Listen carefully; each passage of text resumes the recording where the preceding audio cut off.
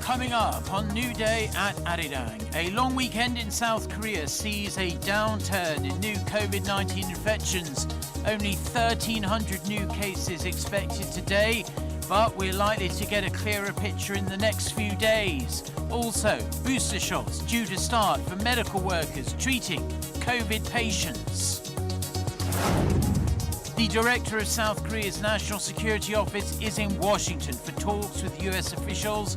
They are set to discuss the security situation on the Korean Peninsula and North Korea-related issues. Plus, the Nobel Prize in Economics is split between 3 economic scientists for their contributions on core social issues like employment. Stay tuned for these stories and more. Hello and welcome to this Tuesday edition of New Day at Arirang. I'm Mark Broom. It's 8 a.m. Korea time on October 12th here in Seoul, South Korea.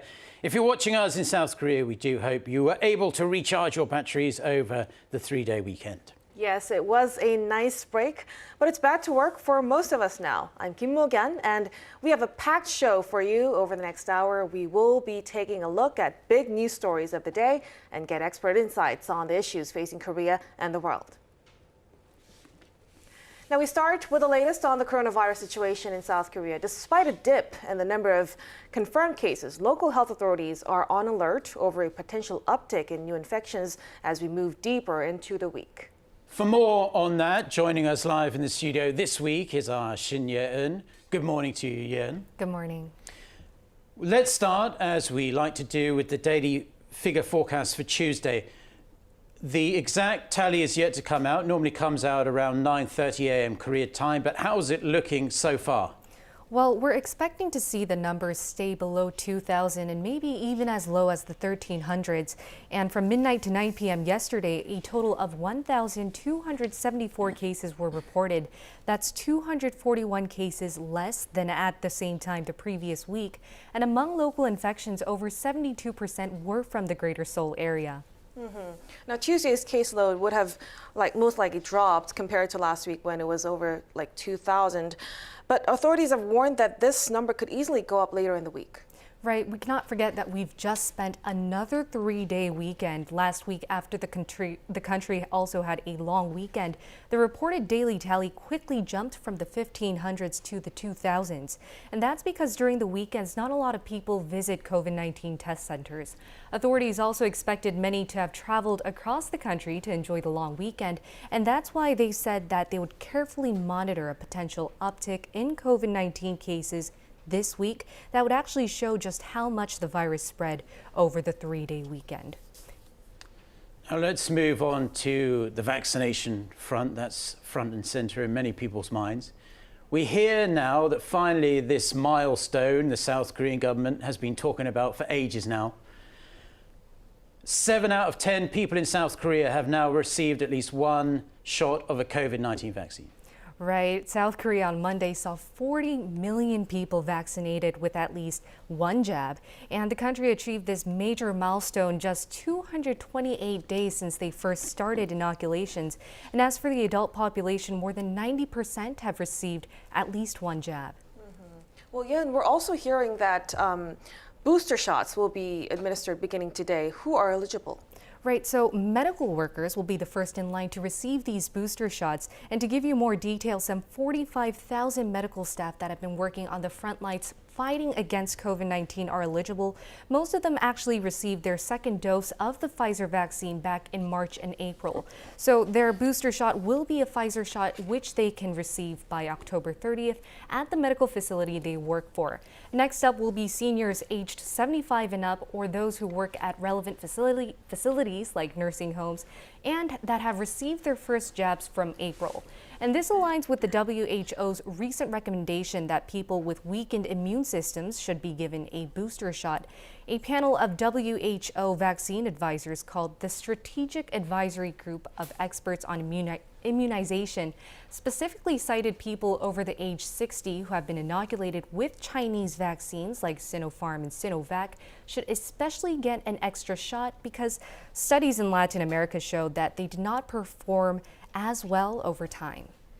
And we have some more good news away from just vaccinations. We're hearing that the US drug maker Merck is far down the line in the development of an oral treatment against COVID-19. It's actually seeking emergency use authorization from the FDA.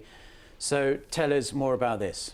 Right, so we've now entered a phase in the pandemic where we need to think of living with COVID-19, and that's why a lot of global drug makers around the world are trying to make COVID-19 pills. Representatively, U.S. drug maker Merck has developed an antiviral pill called Molnupiravir. On Monday, Merck asked U.S. regulators to authorize its pill for treating patients with mild to moderate COVID-19 infections. And if approved, it would become the first oral medication for COVID-19. Now, Merck has stated that its vaccine lowered the rate of hospitalization and death by 50%. Now, we hope to see some progress on the vaccines and the pill development very soon. We certainly do, and we'll be seeing you at the same time tomorrow. Thank you very much for your reporting. Thank you. In other news now, the National Security Advisor to President Moon Jae-in is set for talks with his American counterpart in Washington. Officials say North Korea's denuclearization will top the agenda. Suh Hoon also says he hopes the visit provides some much-needed momentum to re-engage with Pyongyang. Our Kim Hyo-sun has more. President Moon Jae-in's top security advisor Suh Hoon, who is visiting the U.S., is expected to sit down with his American counterpart to discuss North Korean issues. Speaking with journalists at Ronald Reagan Airport outside Washington, D.C., Suh Hoon, director of the National Security Office, said Monday that it is time to reassess Pyongyang's relations with Seoul and Washington and discuss related matters with the U.S. He's also expected to make his case for the signing of a declaration to end the Korean War armistice as a means to facilitate the regime's denuclearization during his meeting with Washington's National Security Advisor Jake Sullivan, scheduled for Tuesday local time. As President Moon has been highlighting the need for an end-of-war declaration to bring about eternal peace on the Korean peninsula, this is expected to be a crucial item on the meeting agenda. This is Suh's first solo visit to the U.S. since he attended a trilateral meeting between South Korea, Japan, and the U.S. about 6 months ago. Pundits are focusing on why Suh's Washington visit has been moved up to this week from previous reports that it would take place around November. It's now left to be seen whether Suh's visit could inject further momentum into dialogue and negotiations between the two Koreas or even between Pyongyang and Washington, especially as it follows the regime's reopening of the communications hotline with Seoul after some 2 months of suspension. Kim Hyo-sun, Arirang News. North Korean leader Kim Jongun has delivered a lecture to mark the 76th anniversary of the ruling party's founding. During his address, Kim emphasized the need to improve the livelihoods of the North Korean people, but did not address inter-Korean relations or the U.S. Our Choi Min-jung reports. North Korean leader Kim Jongun has said that he will work towards improving people's living conditions. This was said during a lecture to mark the 76th founding anniversary of the regime's ruling Workers' Party. The North State media reported on Monday that Kim's lecture addressed the need to resolve problems relating to food, clothing, and shelter for the next 5 years. This comes as Kim remains determined to carry out the party's 5-year economic plan set in January this year. He also stressed that a better tomorrow will come faster if officials do their jobs well enough. Kim warned party officials to refrain from causing trouble and infringing on the interests of the people. The lecture was reportedly Kim's first at a party founding anniversary event since he took power in 2011. North Korea celebrated the ruling party's 76th founding anniversary on Sunday without a military parade or any displays of provocation. The regime's leader also did not mention inter-Korean ties or the U.S. Choi Min-jung, Arirang News. Public support for the Biden administration's North Korea policy has slumped. A survey by the Korea Economic Institute of America found that just 18% of Americans back President Biden on North Korea compared to the 31% support it recorded last year. Out of some 1,100 respondents, 49% said they were uncertain compared to 30% the year before. However, more than half said the North needs help tackling COVID-19, and most maintained favorable views on the South Korea-U.S. alliance. Now it's time for our corner On Point, where we speak to various experts in their field to dig deeper into the biggest news stories in the spotlight right now. So in that speech to mark the 76th founding anniversary of the regime's ruling Workers' Party, North Korean leader Kim Jongun placed a real heavy emphasis on his 5-year plan, namely on the need to improve the living conditions of the North Korean people. He demanded his officials solve the people's chronic health and food and housing problems. Yes, for more on this and other North Korea-related analysis, we connect to Mark Barry, a longtime North Korea expert and the associate editor of the International Journal of World Peace. Thank you for coming in. Good morning. Thank you. Now, Mark, some experts are viewing Kim's remarks as an attempt to shore up internal unity as the North's economic woes become increasingly more dire, and it's not to mention the negative effects of the pandemic and numerous natural disasters. That's their take, but how do you interpret Kim's remarks? We have to remember North Korea emulates the old Stalinist Soviet socialist model of economic mobilization. And the Soviet Union was well known for their early 5-year plans, which they demonstrated throughout World War II and during the post-war reconstruction of the economy. So from that point of view, it's highly effective. Of course, we could say from our point of view that it's highly effective in just muddling through. But when you're in a deeply serious economic situation, aggravated by the other factors that you mentioned, then this is something that a Stalinist modeled regime will do. Furthermore, we should recognize that this is finishing up the 10th year of Kim's leadership. And you go back to the old stalwarts, which is the 5-year plan. And that's exactly what he was talking about in his speech yesterday. Now, speech is full of this kind of bombastic nationalistic sentiment, and we're all in the same boat together. Nothing new when it comes to North Korea, of course. But is there anything really to suggest that it's gotten so bad in the North that Kim and the rest of the elite in Pyongyang are genuinely concerned that things could get to a point that it's so bad that there could either be an internal challenge within the ranks in Pyongyang to his power, or even some kind of popular uprising? I think we have to be very careful about using terms like uprisings and so forth. But we should also note that in 1994, there was no sign of the difficulties in North Korea.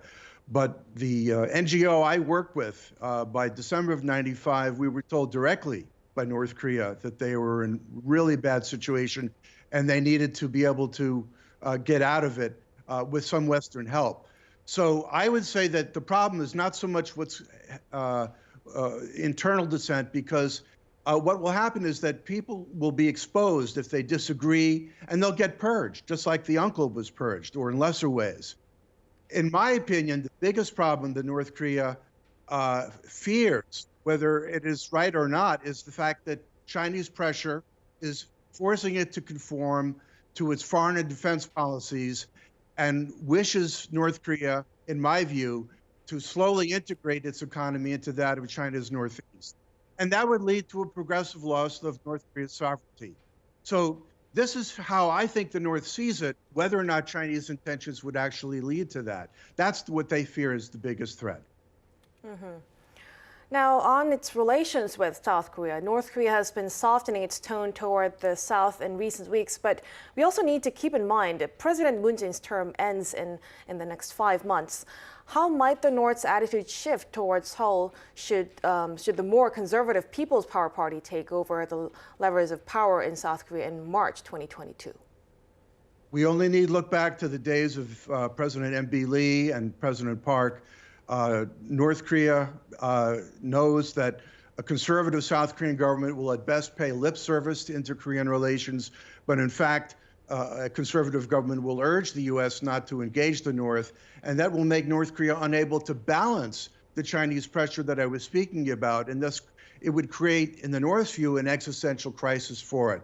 So that's why this is maybe the most important election from North Korea's point of view. Yeah, well, we've had a couple of inter-Korean summits under President Moon Jae-in, so if his party regains control in March next year, we might see more summits and more interaction between the two Koreas, should that be the case. Turning to President Biden, he's been in the White House for just over 9 months now, because North Korea-US relations are, of course, key to this. How do you rate his administration's efforts thus far? Pyongyang has pretty much rebuffed every single attempt for diplomatic outreach towards them to this point. North Korea feels that nothing has changed since Hanoi and the attempts to resuscitate Hanoi. Unfortunately, in my opinion, and with all the good that he had done, Ambassador Sung Kim is still primarily the U.S. ambassador to Indonesia. He's just part-time. And at the same time, Secretary Blinken, when he was at the ASEAN meeting a few months ago, he urged those countries to participate and better cooperate in sanctions on the DPRK. So in my view, even comparing it to the Arab-Israeli, the Palestinian situation with Israel, Biden seems somewhat more interested even in a modicum of a two-state solution for Israel and the Palestinians than he is in actually creating a two-state solution, a Korean peace solution on the peninsula. And so I don't think he's going to react very well to this idea of an end-of-war declaration. The U.S. just does not see things this way, and one can critique it, but unfortunately, I don't see that situation easily changing. Mm-hmm. Well, I'm afraid that's all the time we have for us. Thank you for your insights, and let's see how the situation unfolds in the coming months. Yes, thank you very much, Mark. That was Mark Barry, Associate Editor of the International Journal of World Peace, sharing his expert analysis on North Korea. Thank you very much. You're welcome.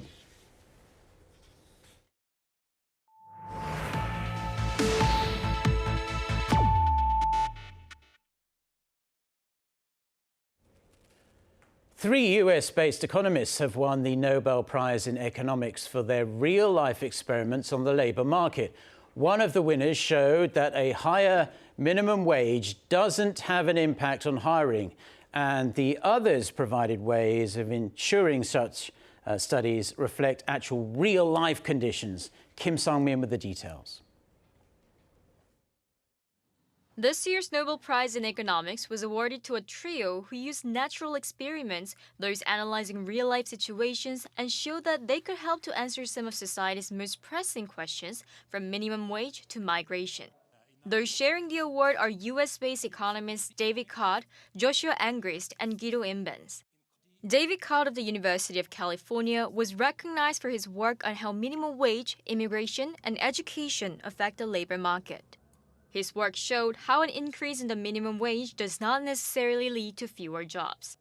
Joshua Angrist and Guido Imbens jointly shared the prize for their framework on the study of these kinds of real-life issues that cannot rely on traditional scientific methods. The Royal Swedish Academy of Sciences said the three economists, quote, completely reshaped empirical work in the economic sciences. Combined, their pioneering work using the natural experiments could make economics more applicable to people's daily lives, helping policymakers to observe actual evidence on the outcomes of policies. The award comes with a gold medal and 10 million Swedish krona, or some $1.1 million US. It is the last Nobel Prize announced each year. Unlike other Nobel Prizes, the Economics Award was not established by Alfred Nobel, but later by the Swedish Central Bank in his memory in 1968, announcing its first winner a year later. Kim Sung-min, Arirang News. Oil prices jumped to highs not seen in years on Monday, thanks to a rebound in global demand. Brent crude rose 1.5% to $83.65 a barrel, after earlier touching its highest point since October 2018. US West Texas Intermediate also topped $82. That's the highest it's been since 2014. This is due to the economic recovery from the pandemic. Oil output has been low following production cutbacks during the pandemic, as well as various governments' transition to more green energy. Energy shortages in Asia, Europe and the US have further inflated prices. From next year, South Korea's financial contribution to the UN is expected to be among the 10 highest among all 193 member states. Speaking on Monday at the National Assembly's Foreign Affairs and Unification Committee, the permanent mission of South Korea to the UN, Jong-un, said the country is forecast to contribute the 9th most in 2022. The UN regular budget is prepared using contributions from each member. The share is calculated every 3 years based on various economic indicators. The proportion of South Korea's share 30 years ago, when it first joined the UN, was 0.69%. Now it's almost 2.3%. Japanese Prime Minister Fumio Kishida has defended his pro-nuclear energy policies, saying they are necessary to reboot the country's mothballed reactors, facing opposition questions in Parliament for the first time since taking office last week. Kishida said the move is vital for Japan's vision of sustainable energy going forward. Nuclear energy has been a contentious issue in Japan, especially since the Fukushima nuclear disaster, after which all of the country's nuclear power plants were shut down. While some have since come back online, most remain shut.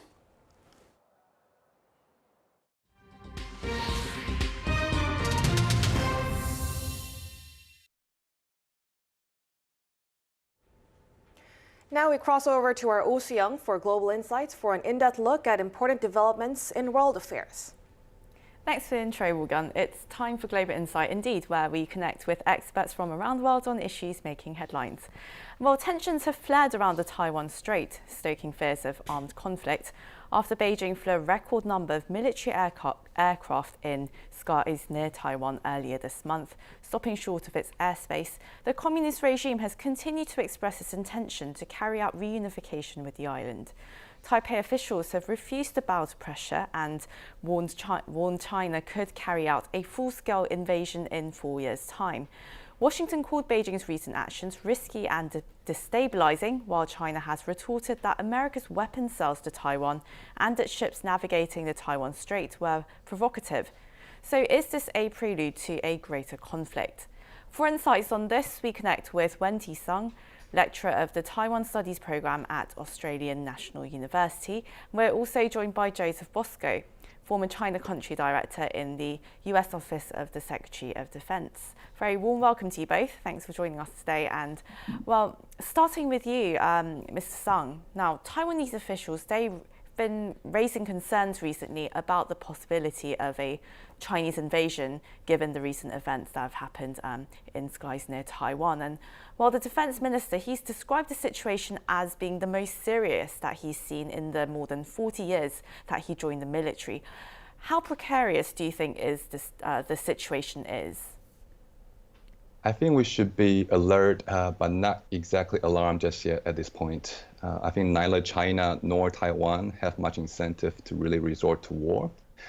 It goes without saying that Taiwan, being the smaller party of that relationship, it has a lot to lose in the event of a military conflict. But I think for China, even for China, Beijing likely sees Taiwan as an important, but not yet an urgent issue. It does have a full plate on its foreign policy terms, with Beijing Olympics coming up, with recent U.S. withdrawal from Afghanistan, for example, which create new vulnerabilities on China's western frontier. Domestically, China is also about to enter a once every 5 years leadership reshuffle, starting next month with the major party meeting called the Sixth Plenum, when the party is expected to pass a resolution that will comprehensively evaluate Xi Jinping's second presidential term. Now, Xi will want to use some kind of display of muscle internationally to drum up some nationalism sentiment, some rally around the flag effect, to strengthen his hand as he tried to get a document passed and as he tried to get a short list of some sort for the next generation of leadership sorted out in ways to his favor at the next monthly meeting next month. And so I think, rationally speaking, there isn't that much appetite for war from either Taiwan or China. What we should be watching out more for, though, is the risk of unintended and accidental military escalation. Perhaps there could be a face-off between Taiwanese and Chinese military jets mid-air, and perhaps some warning shot could be fired and gone wrong. So these are kind of things that I'll be more concerned about at this point. Mr. Bosco, what are your thoughts on this? What are your thoughts on the possibility of war or conflict? Well, I certainly agree with Professor Sung that Taiwan does not want conflict of any kind. I don't believe China does either, but it does want to take control of Taiwan, so-called peacefully if possible, but it has reserved the right to use force. I think the situation is quite precarious now, largely because of the danger, as Professor Sung points out, of something accidental and unintended happening. After all, in 2001, we had the EP-3 incident where a Chinese fighter jet collided with a U.S. reconnaissance aircraft, causing the death and the destruction of the Chinese plane and the crash landing of the American plane on the island of Hainan. So accidents can happen, and risky behavior is something that we must be aware of. And that risky behavior is basically coming from China, which is sending these scores and scores, almost hundreds of aircraft, military aircraft, through the air defense and identification zone of Taiwan. So the risk is increasing the more that China has been demonstrating this kind of adventurism. And so the risk is of an accidental occurrence is happening. But we must also keep in mind, aside from accidents, that China may well decide to do something not in the line of a full-scale invasion, but taking perhaps one of Taiwan's islands or firing some kind of missiles to damage Taiwanese assets somewhere along the line.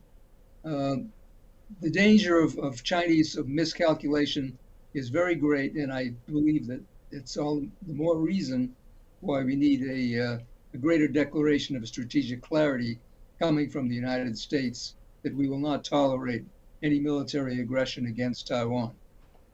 And as you said, Mr. Bosco, accidents do happen and so do miscalculations. And in those scenarios, do you think the US can defend Taiwan given American forces' deficiencies in the region and Chinese weapons, of course, designed to thwart the US Navy's aircraft carriers? Well, that's true, but without getting into anything classified, I haven't been in government for a while, but I can assure you that the United States is prepared to cope with the kinds of threats you're talking about, the anti-ship ballistic missiles, the attack submarines. There's a whole range of measures and technology that the U.S. has to address those. So the short answer is yes, I believe the United States can defend Taiwan. It's not a matter of capabilities, it's a matter of will. Does the United States intend to stand up to a Chinese aggression, and will we communicate it ahead of time enough so that China understands the dangers that it's entering? Up until now, the strategic ambiguity has not deterred China from preparing, at least, for military aggression against Taiwan. That's the dynamic that has to change. And Mr. Sung, recently we've seen the UK, Australia and the United States come together to form this AUKUS pact in order to increase defence around the Indo-Pacific area. What does this mean for the Taiwan Strait? It means Taiwan now has an increasingly friendly and dependable partner in Australia, I think in both security and diplomatic terms. On security, obviously we know that the centerpiece of AUKUS is provisional nuclear submarine for Australia. And it really hasn't gone without notice in Australian commentariat that with greater range and greater durability underwater, Australian nuclear submarines can operate, quote unquote, as far north as the Taiwan Strait. So we can envisage greater role for Australia in maintaining peace and stability in the Taiwan Strait going forward. I think as part and parcel of that preparation, Australia also recently signed a RAA with Japan. It's basically an agreement that allows Australian security forces to utilize Japanese military bases for both security and logistical support, and vice versa, for Japan to access Australian facilities too. In addition to that, I would say Australia is also stepping up in a diplomatic sense to help Taiwan consolidate and secure its diplomatic partnerships. So if you remember, the day after AUKUS, there was another meeting happening between US and Australia at the ministerial level, when the joint statement says that it calls Taiwan a leading democracy and a critical partner for both US and Australia, and a promise to enhance three-way donor coordination, specifically on the South Pacific. Now, we know that's one area where a lot of, something like a third of Taiwanese diplomatic allies lie in the South Pacific. And many of them have been under pressure recently, both from China's economic offensive or charm offensive, however you want to call it. And so Australia being sort of the big power next door near the Pacific region, it's trying to play a greater role in terms of helping Taiwan to have a voice, as well as to help Taiwan facilitate its developmental assistance to the region, again, in a way to play good international citizenship, as well to help Taiwan consolidate partnership with regional countries. And Mr. Bosco, while Washington's been making more conspicuous efforts to round up its allies to counter China, do you think Washington's going to maintain its policy of strategic ambiguity on Taiwan? I've been writing quite a long time about the need to change that policy. I believe we are kind of incrementally edging toward strategic clarity. But until we actually state unequivocally that we will defend Taiwan, we still have the problem of mixed message or unclear signaling to China. But I think over the mid to long term, strategic ambiguity has to go, because China is leaving no choice. Its threats to Taiwan are becoming more blatant, more naked, and more imminent, so that at some point the United States will have to state quite clearly its intention. Over the weekend, I think Deputy Secretary Hicks did make a statement that the United States has the capability to tamp down any kind of Chinese aggression against Taiwan. Now, that was a statement of capability, not of intention. But by merely stating that, it indicates that there's a possibility we intend to use those capabilities. And I believe that in fact we do, but we're very reluctant to state that publicly. And I think that will change over time. Well, Mr. Sung, as long as Washington's strategic ambiguity remains, what should be Taiwan's strategy going forward? I think you will likely be one of pragmatism and just good communication with friends. Another way to put it is to support status quo and to keep like-minded democracies in the loop as Taiwan goes about formulating its policy going forward. And you can see that in President Tsai Ing-wen's National Day speech, when she basically tried to say that Taiwan would want to be a considerate and responsible partner to friendly countries around the world. So she talks about how Taiwan would do its own fair share to take care of its defense, that President Tsai promised to protect the status quo, in the sense that there will be no radical unilateral change from her, and that any political reform, should it come about, they will be pursued on the basis of Taiwan's existing constitutional order, which roughly means there won't be any rush changes to Taiwan's official national name, for example. And President Tsai also states that any change to Taiwan's status will have to be arrived at democratically in line with the popular will of the Taiwanese people. So if you know anything about Taiwan's referendum system or its constitutional reform system in general, you will know that it's a slow and high threshold process, which means that there will be ample time for Taiwan to have prior consultation with other friends and partners that support Taiwan's cause. There will also be sufficient time in terms of perhaps give some kind of a wink-wink prior warning to Beijing as well, so as to not catch anyone by surprises. So I think that's President Tsai's primary message going forward as well, that there won't be any surprises coming from her, and that she will do her best to both keep friends and allies in the loop, as well as to have sufficient consultation and warning to all relevant stakeholders around the region.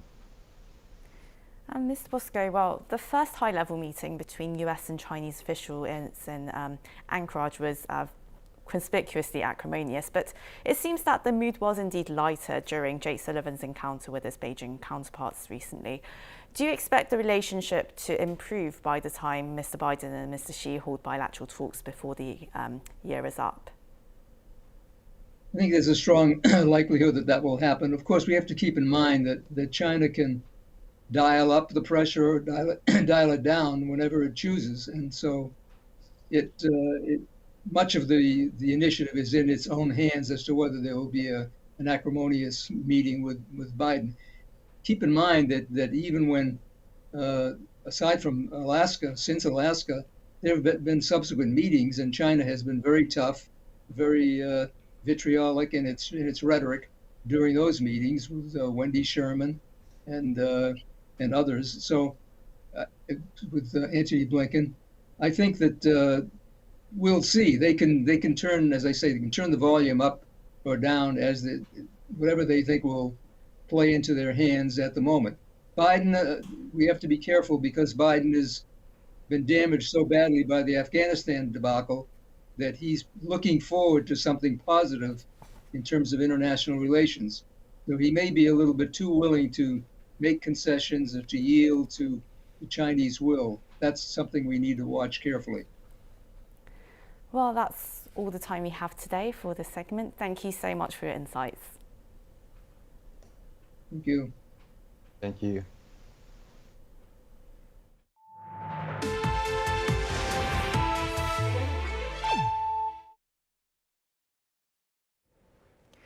Gyeonggi-do Province Governor Lee Jae-myung will be the ruling Democratic Party's candidate in next spring's presidential elections in South Korea.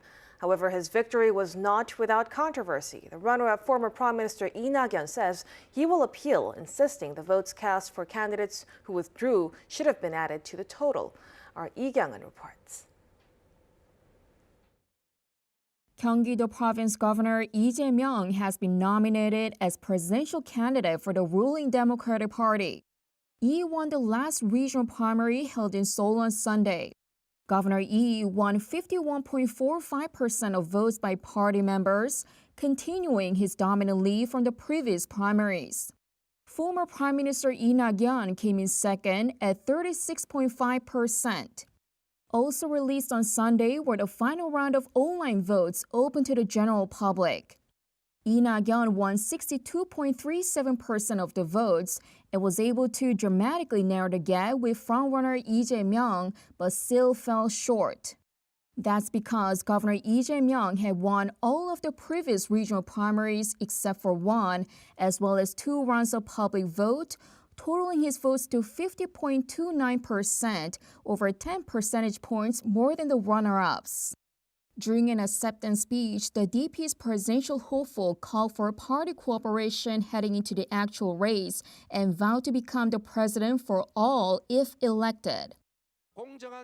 I will make a country of a great integration where all political blocs and regions enjoy equal opportunities without dividing groups among them.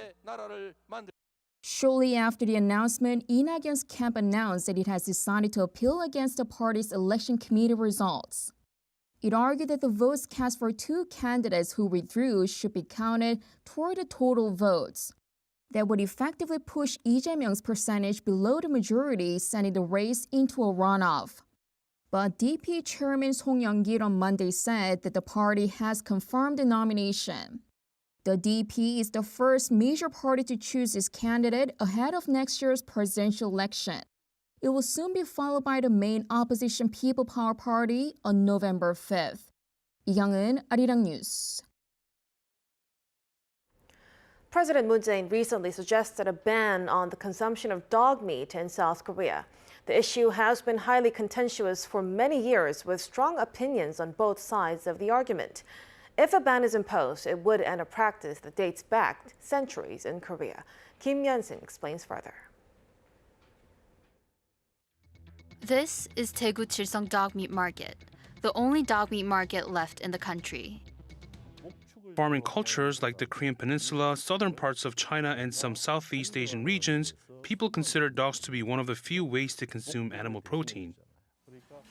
I was born in the countryside, and back then, if it was somebody's 60th birthday, people would boil dog meat and have a feast. But the waning popularity of dog meat has seen most of the country's dog meat restaurants and markets close. According to a survey last year, almost 84% of the respondents said that they have never eaten dog meat and never intend to. The growing distaste for dog meat is likely to do with the increase in pets and the change in how South Koreans view animals. Even South Korean President Moon Jae-in recently suggested a ban on dog meat. President Moon Jae-in has said that it maybe was time to review banning dog meat.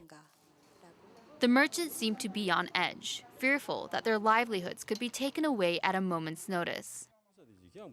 How are we going to make a living when dog meat is just banned? I've been doing this for decades. I can't just suddenly change and do something new at my age. You know, because the younger generation doesn't eat dog meat, the culture is going to go away naturally when the elderly pass away. So there's no need for all this fuss right now. But animal activists say that this issue cannot wait until the culture dies out. Activists estimate more than 1 million dogs are killed this way every year. And because there's no regulations, the dogs are being slaughtered in very brutal ways and in unsanitary environments. A precedent has already been set by Taiwan, which banned the consumption of dog meat in 2017 under the Animal Protection Act. In Taiwan, you can't really say there is an industry. But in Korea, you have restaurants, you have the farms. So that is different. You become an industry already. Many legislators have been dragging their feet on this tricky issue, careful not to take sides. But with the current South Korean president mentioning the ban on dog meat, it seems like the time to stamp out a clear decision is nearing. Kim Jongun, Arirang News.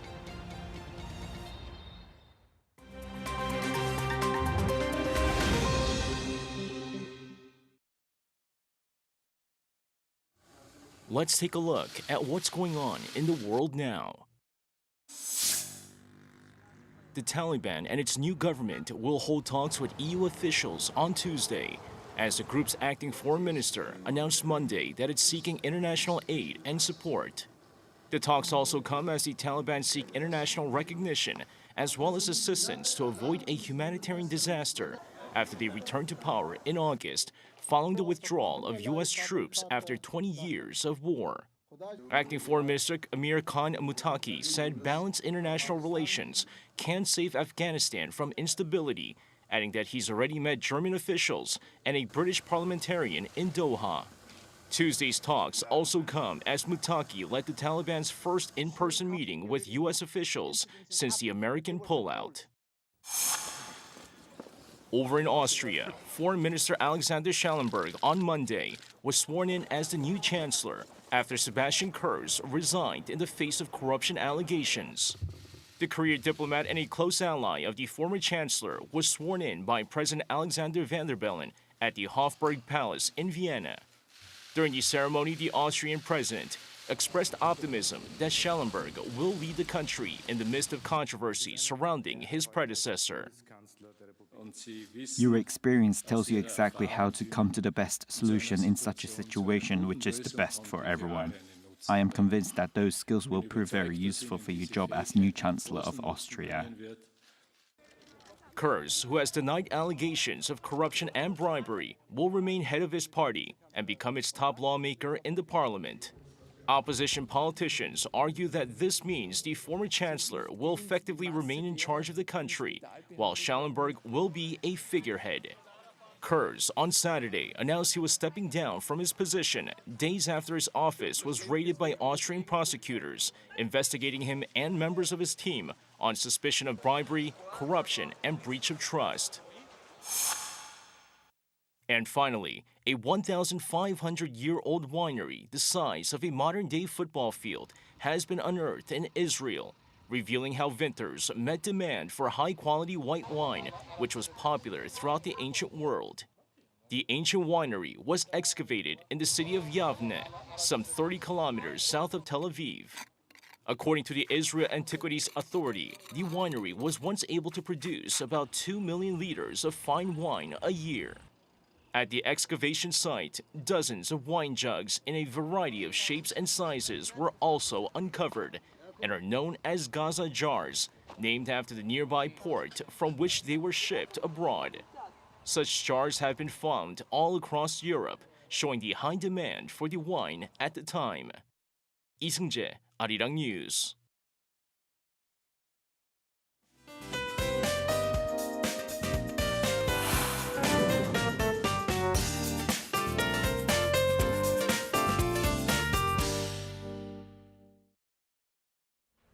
Good morning. It has become much chillier since Monday in capital region after last week's rainfall. However, temperatures will rise a few notches compared to yesterday, but I hope you dressed warmer than you did during last week's morning commute. It's going to be cloudy in the capital region today. Southern provinces will continue to receive showers, while coastal regions will be hit by strong winds today. The Gyeongsang-do provinces will see up to 40 millimeters of rainfall. Jeju seeing showers through tomorrow morning, possibly up to 60 millimeters. Morning temperatures in most areas are in the mid to upper teens, just 15 degrees in the capital and 14 degrees over in Chuncheon. Then the high in Seoul will be at just 20 degrees Celsius. And those of you in Daegu will need to dress accordingly today. Highs will drop below 20 degrees this afternoon. Temperatures, though, will return to the milder side tomorrow, but nationwide rain on Saturday will usher in a brief cold snap to the country. With that, here's a look at the weather conditions around the world.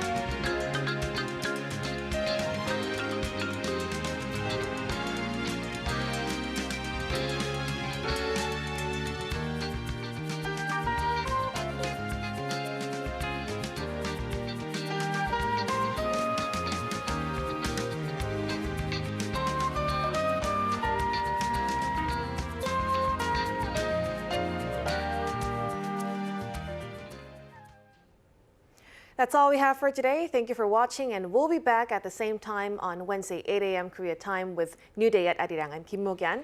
And I'm Mark Bream. I'll be back without Mo-kyan in just over an hour for our next newscast, 10 a.m. Korea time. But in the meantime, stay tuned to Arirang TV, and Mo-kyan and I will see you at the same time tomorrow. Until then, goodbye.